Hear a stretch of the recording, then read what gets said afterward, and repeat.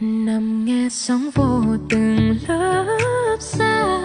bọt chạm theo từng làn gió đưa một vầng trăng sáng